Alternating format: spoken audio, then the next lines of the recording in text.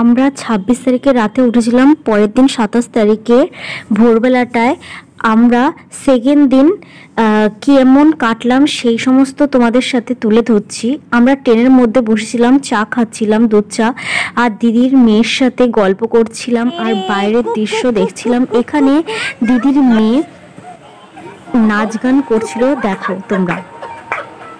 দারুণ হচ্ছে, heavy heavy heavy, সুন্দর সুন্দর করো, আমিও নাচবো। হ্যাঁ,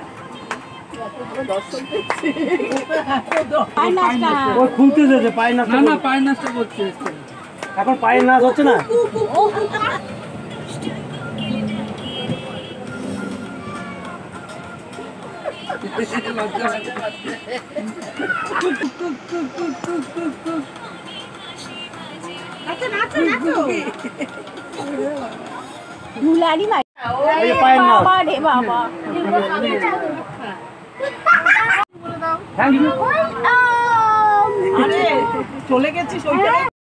দিদির মেয়েকে হলো লজেন্স একজন আন্টি গিফট করেছিল। তারপরে হলো আমরা পুরী প্ল্যাটফর্মে নেমে গেছি।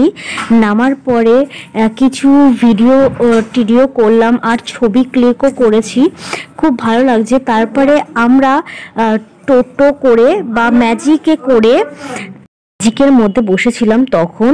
তারপরে সমুদ্রটা উপভোগ করছিলাম, দেখছিলাম, খুব ভালোই লাগছে। আর আমাদের রিসর্টের সামনেই হলো সমুদ্র দেখা যায়। এই শান্তিনিকেতন রিসর্টটাতে উঠেছি, স্টে করেছি আমরা, থাকবো 4 দিন এই রিসর্টে। আর রুমটা তোমরা দেখে নাও। এশিয়ার এই হোটেল রুমটাতে হলো এসিও আছে, খুব ভালোই লাগছে। আর এইদিকে হলো বাইরে এই সুন্দর ভিউটা তোমরা দেখো।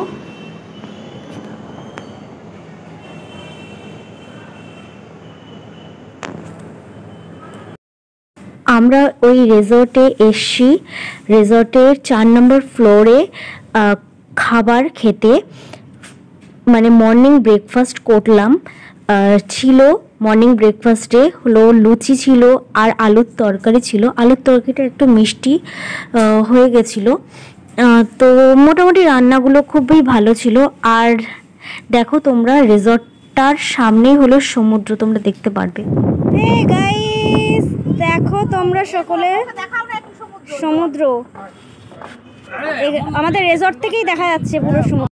তারপরে মর্নিং ব্রেকফাস্ট করার পরে আমরা সমুদ্রেতে চলে এসেছি।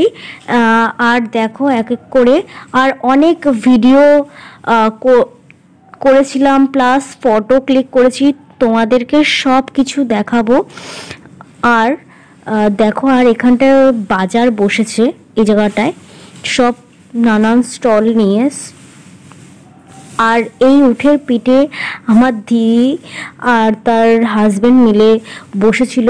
এই যে আমরা নারকেলের জল খাচ্ছিলাম, এই যে এই ভিডিওটা দেখো তোমরা, খুব ভালোই লাগছিল। আর আমার দিদি বলছিল যে ওঠার জন্য, আর আমার ভয় লাগছিল বলে সেই জন্য আমি আর উঠিনি, ওদেরই ছবিগুলো তুলছিলাম। তারপরে আমরা সমুদ্রে গিয়ে খুব এনজয় করলাম, তোমরা দেখতেই পাচ্ছ। মানে ফটো একজন এই যে ক্যামেরাম্যান আমাদেরকে ফটো তোলার জন্য অনেকবার রিকোয়েস্ট করছিল। তারপর অনেক কিছু ফটো তুললাম, পুরো 20টা মতন ফটো তুলেছি আমরা। বাবা মা তো খুব এনজয় করছে। আর এই পুরীর সমুদ্রে, আর তোমরা এই দেখো, ভালো লাগবে আশা করি তোমাদের এই ভিডিওগুলো। আমি এত কষ্ট করে ভিডিওগুলো বানাই, তোমরা প্লিজ আমাকে একটু সাপোর্ট করো, ওকে। আর আমার ইনস্টাগ্রাম, ইউটিউব আর ফেসবুকটাকেও কিন্তু ফলো করতে ভুলো না। আর আমার ফেসবুক আইডি নাম হলো সঙ্গীতাশীল, ইনস্টাগ্রাম আইডি সঙ্গীতাশীল, আর ইউটিউব চ্যানেলেও আছে সঙ্গীতাশীল বলে। প্লিজ সাবস্ক্রাইব করে দিও, ফলোটা করে দিও, ওকে। আর তারপরে দিদির হাজব্যান্ড আর দিদি মিলে ছবি তুলছিল এখানে। তারপরে আমিও এখানে ছবি টবি তুলেছিলাম অনেক। তারপরে মাঝখানে দাঁড়িয়ে পড়েছিলাম, ক্যামেরাম্যান আমাকে বলছিল যে একটু সাইডে দাঁড়াতে। তারপরে আমি এখানে ভিডিও করছিলাম, আমি কোথায় দাঁড়াবো আমি নিজেই ভুলে যাচ্ছি, মানে এত ভয় লাগছিল, যা প্রচণ্ড এত বড় বড় ঢেউ উঠছিল, তো আমি নিজে বেশি সামনে যেতে পারিনি পুরো। আর তোমরা দেখতে পাচ্ছ আমি পুরো কাছাকাছি আমি দাঁড়িয়েছিলাম, এতটাও দূরে যেতে পারিনি। আর খুব মজাই লাগছিল, এতটা ভয় লাগছিল তো মানে আমার কি বলবো আর। তারপরে রিসর্ট থেকে আসার পরে আমরা দুপুরের খাওয়া খেয়েছিলাম, তখন সেই ভিডিওটা করতে পারিনি। তারপরে দেখি রিসর্টের ভেতরে একটা হনুমান ঢুকে এসেছিল। আর আজকে রাতে মানে সন্ধ্যার সময় আমরা ঘুরতে বেরিয়েছিলাম, বাজারটাকে ঘুরেছি আর অনেক কিছু খাবার দাবার খেলাম, ফালুদা খেয়েছি।